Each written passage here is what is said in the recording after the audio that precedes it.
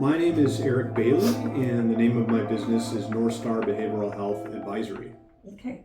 And can you tell me about what your business does? Sure, I work to improve access to quality behavioral health care around the country. But essentially, what I do is I work with a number of different types of organizations that are invested in behavioral health. So, behavioral health meaning mental health, people who are dealing with issues that surround mental health or substance misuse. So that might look like me working with a provider that is actually providing clinical services for these individuals that are struggling with mental health and substance misuse issues. It might look like me working with a insurance company who is trying to figure out how to improve their network of providers who provide these types of services.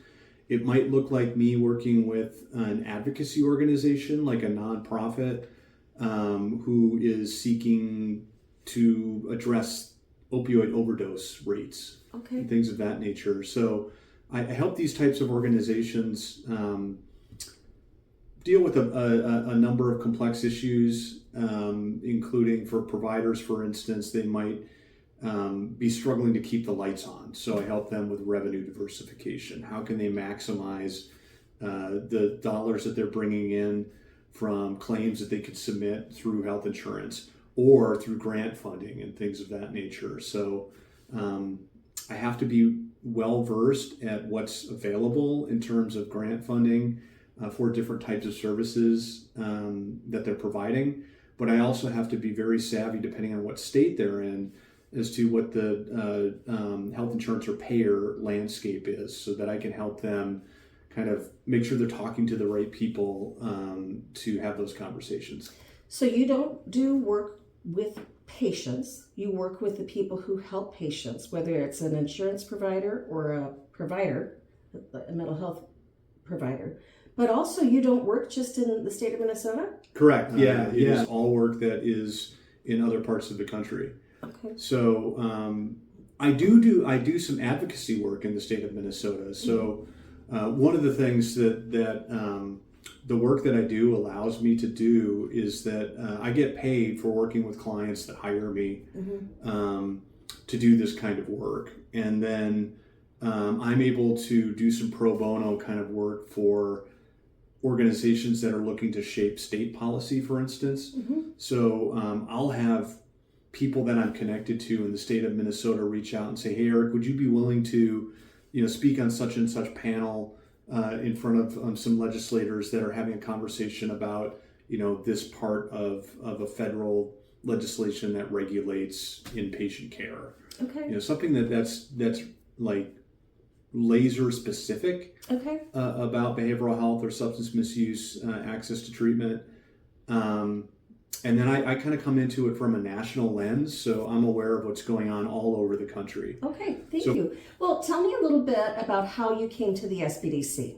So so it was in August of 2025. I was laid off from a consulting firm that I had been working for. I should have mentioned that I am a clinician by background, so I was originally trained to go and work directly with patients, for primarily for substance misuse, which is my area of interest, but also mental health, and so it's called behavioral health collectively.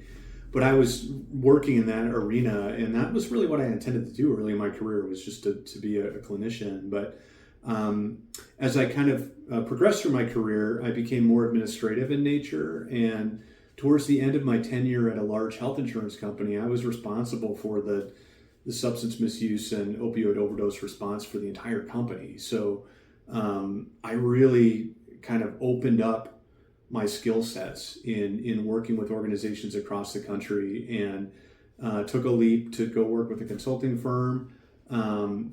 Because of financial issues and other things, dynamics that were going on within the organization, I was in a position they just weren't able to keep me on. So I had to make a decision. So do I look for another job, or do I start my own thing? And after talking with a number of people, I was really strongly encouraged to consider maybe doing both. of continuing to look for what's next, but also being in a position to have my own business so that I could actually maybe test some people out through some like fractional leadership. And the vehicle that allows you to do that would be having your own business. So I have to be fully transparent. I was not interested in starting my own business. I wanted the W-2 position where I had the security of health insurance and these kinds of things. But I kept getting messages from my network and my friends saying, hey, you can do this. And, fortunately, I have a connection to the SBDC. So I was encouraged to work with a consultant. And that was the genesis of my LLC. And in transparency, the connection to the SBDC is me, because you and I are married, right, correct? That's correct. So we've had a lot of conversations over the dinner table around this. A lot of conversations, and I it's interesting because, and I know we'll talk a little bit about what I've gotten from the SBDC, but I'm a strong advocate of the SBDC in the work that I do around the country. So to give you, I've gotten a tremendous amount of value from my work with the SBDC, and I've seen others that have also benefited from it. Okay. Well, tell me more about the value that you received from the SBDC. Yeah, so as I mentioned, I was a bit adrift. Okay, so what is LLC? What does that mean? I had to learn all this stuff from soup to nuts. So when I met with Bill Shallow at the SBDC, that was the first order of business is, okay, what's an LLC? What are the options? And one of the first things that we talked about was that, did I envision my business being like a solopreneur? Was it just going to be me? Driving that to Bill, he's like, you can always start as an independent and then grow your LLC eventually, which I've been assured that would be relatively easy to shift. So that was the first order of business. Okay. Did you meet with any other consultants? I did. Yeah, there was another individual I met with to talk about marketing. Is that Lee? Yes. Yep. And that was, I actually, again, I never thought that I would be in a position where I'd be setting up my own website. I had done that for other more recreational things, but it was wonderful, and Lee was incredibly helpful to help me kind of shape my website to be more marketable and to have a search engine optimization. And interestingly, I know I've only been at this since August of 2025, so not even a year. It's it'll be almost a year. Yeah. I attended a workshop with Josh Soul. Josh at the Spark Center in Moorhead. Yes, and that was incredibly helpful to think about.